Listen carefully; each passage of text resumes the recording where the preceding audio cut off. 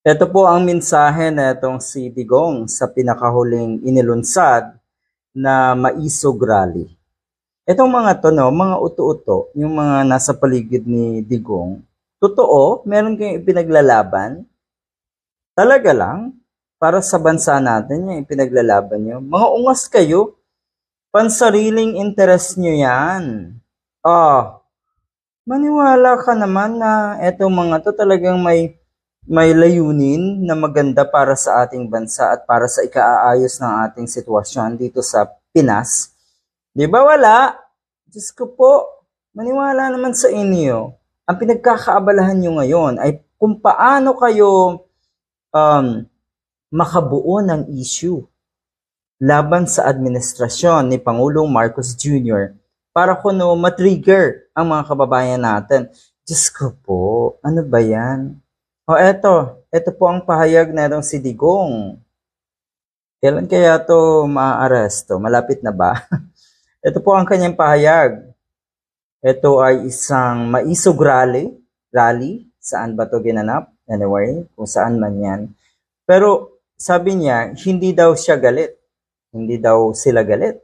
Ang grupo nila kay Marcos.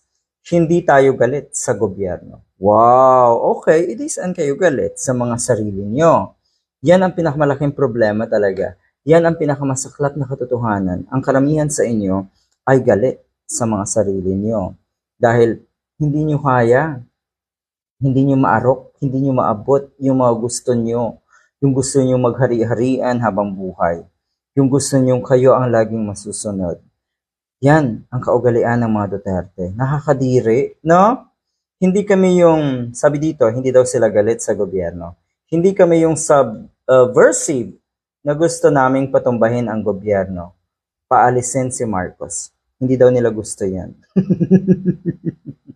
Patawa naman to si Digo. Talaga? Hindi mo gusto na patumbahin ang gobyerno ng isang Marcos Jr.?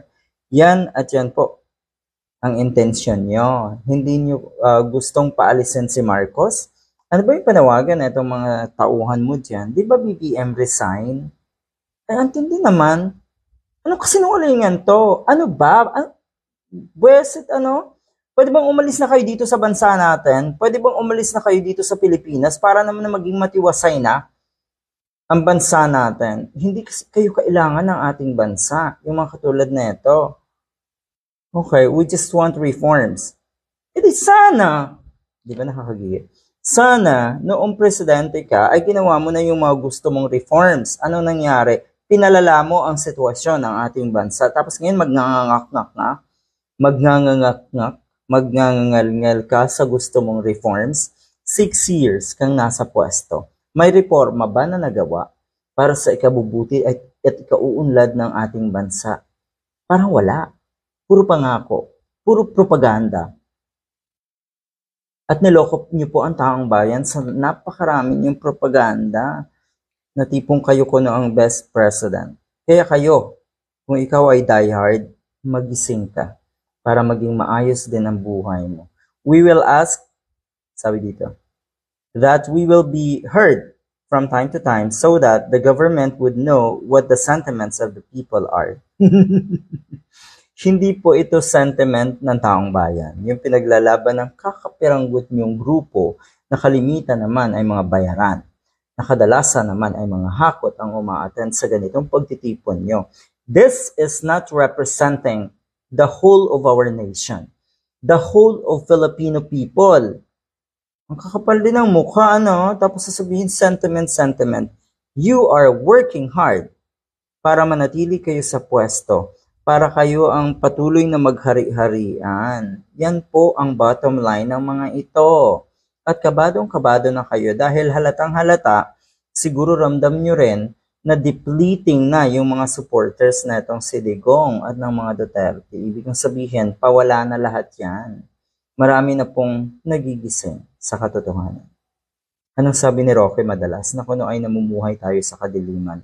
Bungak! Kayo lang ang namumuhay sa kadiliman at kasinungalingan. Yung grupo niyo. Huwag niyo kaming idamay. Ang mga Filipinos ay hindi namumuhay sa kadiliman. Pero syempre kayo na mga diehard. Good luck!